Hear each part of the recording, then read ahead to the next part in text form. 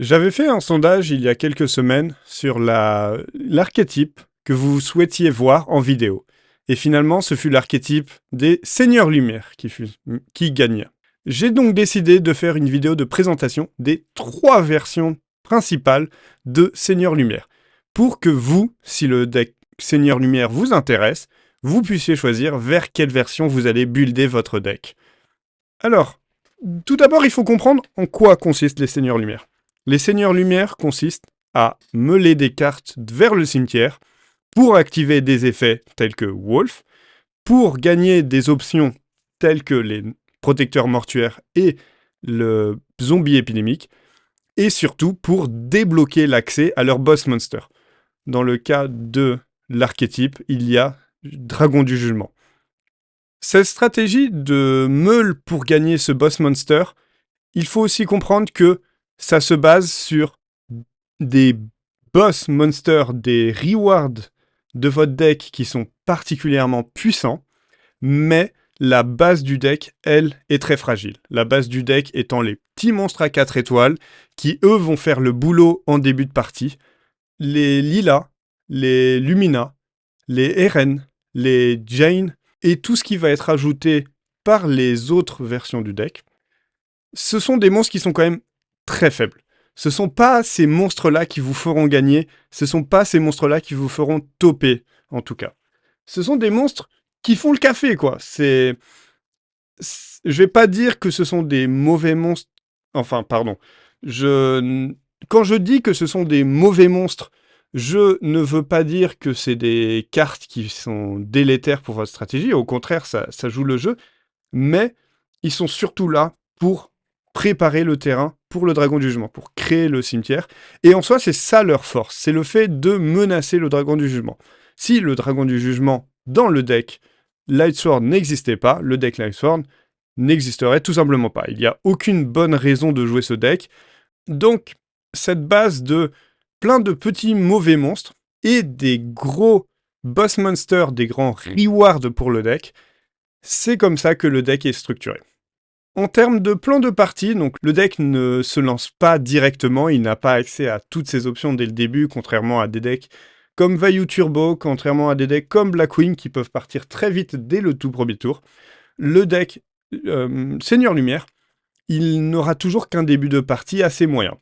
Mais une fois que la partie arrivait en milieu de partie et que toutes les options ont été débloquées, là, c'est là où le deck, vraiment, il est à son top, il est à son maximum potentiel.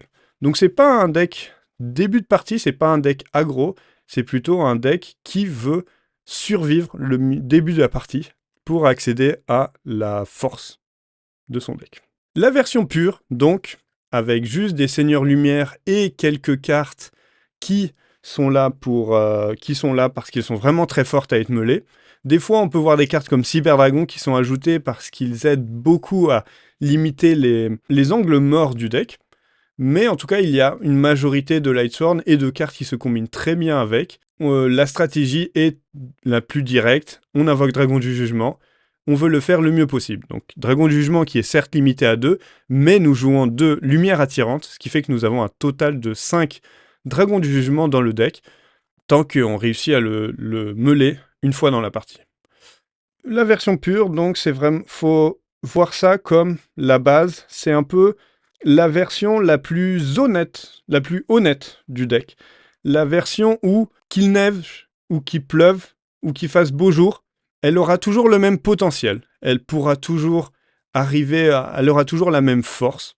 Parmi les 3 versions, c'est elle qui a le plafond, c'est elle qui a le potentiel le plus bas. Le défaut du deck, c'est un manque de défense, et notamment un manque de défense au niveau des vrais pièges. T'as tout ce qui est spot removal. Honest étant globalement le seul piège qui a une sorte de prison dimensionnelle surboostée. Mais en dehors de ça, on a une trap line-up qui est souvent assez pauvre, parce que les traps sont certes des bonnes cartes à piocher dans le deck Lightsworn, mais ce sont des mauvaises cartes à meuler. Elles n'apportent aucun intérêt lorsqu'elles sont meulées, et donc nous voulons un maximum de monstres qui soient intéressants à meuler, donc des monstres qui ont littéralement des effets dans le cimetière, ou des monstres qui vont passivement nourrir votre game plan en étant meulés, donc des noms pour les Lightsworn. Voilà, premier défaut, un certain manque de défense de la part du deck, ce qui fait qu'il peut très rapidement se faire taper dessus et mourir ou passer en dessous des 1000 points de vie, qui est presque comme une mort de la part du deck, puisque la win condition disparaît. Le deuxième défaut, eh bien, c'est le Light Imprisoning Mirror, qui est effectivement une carte qui va complètement annuler le deck, et il va avoir beaucoup de mal, sachant que les cartes qui devraient le détruire, bah, ils ne peuvent pas, parce qu'elles sont justement lumière. Et enfin, le dernier défaut, donc le fait qu'on attaque son cimetière à coup de Kaiku pour empêcher les noms de se stacker dans le cimetière. Lorsque nous sortons du deck pur, alors dans les deux cas, il faut voir la chose de la manière suivante. Nous rajoutons des cartes assez mauvaises, assez moyennes, un peu comme les petites cartes qui sont là pour préparer les boss monsters. Nous en rajoutons en échange d'ajouter plus de boss monsters. Dans le cas de Christia Sworn, eh bien le boss monster c'est Christia. En échange de cela, nous ajoutons donc des ferries qui sont certes sympathiques, dans le cas de Horald, mais pas ouf. On nous joue en même Shire, qui est vraiment pas très forte comme carte, et certaines cartes comme Soul of Purity of Light, qui aussi n'ont pas beaucoup de force. Mais en échange de cela, nous avons Archloch Christia, donc un des boss monsters les plus puissants. Nous avons donc, au lieu d'avoir 2 dragons du jugement, 3 lumières attirantes, nous avons désormais 2 dragons du jugement, 3 lumières attirantes et 2 Archloch Christia. Donc beaucoup plus de boss monsters dans le deck. Christia Sworn, donc, est une version qui peut aller beaucoup plus haut, qui peut taper beaucoup plus fort quand le moment est le meilleur. Quand tout va bien, eh bien le deck a vraiment cette capacité à laisser l'adversaire sans aucune possibilité. Le deck Lightsworn peut le faire souvent, mais un dragon du jugement qui est sorti très tôt, contre une bonne main de l'adversaire, ça peut toujours être géré, ça peut toujours se prendre un KU, ça peut toujours se prendre un contrôle cérébral et être débarrassé comme ça. Un Christia Sworn qui sort trop tôt, l'adversaire peut se retrouver complètement sans aucune défense.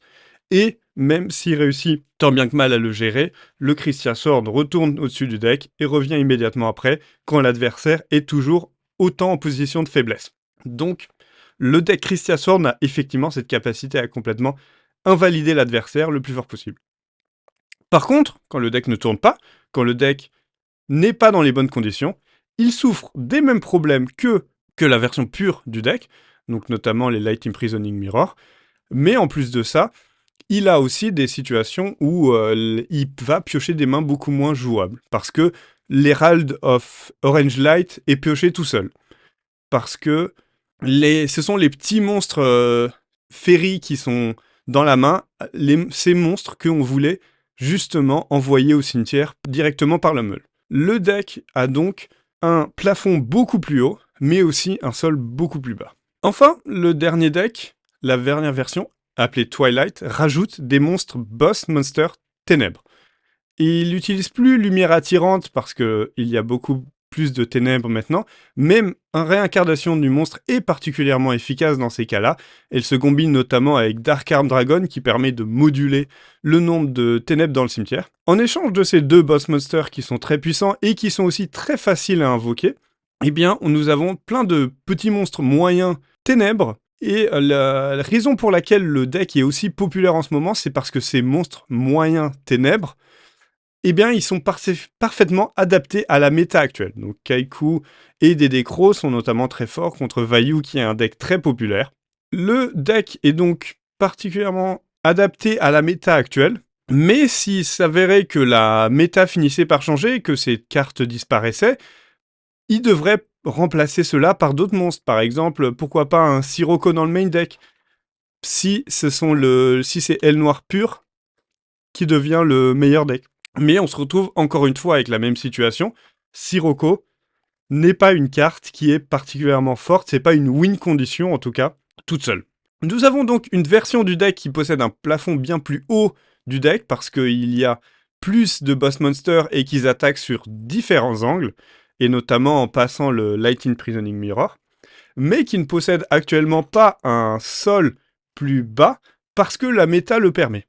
Toutefois, si la méta venait à changer, eh bien on se retrouverait avec ce sol qui s'effondrerait complètement, qui s'émietterait, et le deck finirait certainement par disparaître. Quand je dis disparaître, ce n'est pas complètement, mais en tout cas il finira certainement par être rangé dans les placards, en attendant que la méta appelle à son retour. J'espère que cette présentation du Lightsworn vous aura donné envie de jouer ce deck. Il s'agit en tout cas d'un deck très facilement approchable pour les débutants, donc pour cette raison-là, il est fortement recommandé si vous avez envie de remettre les pieds dedans et que ce style de monstre de lumière vous donne particulièrement envie.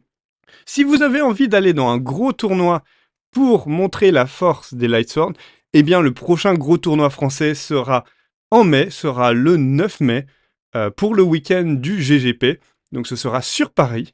Je vous mets le lien pour vous inscrire dans la description.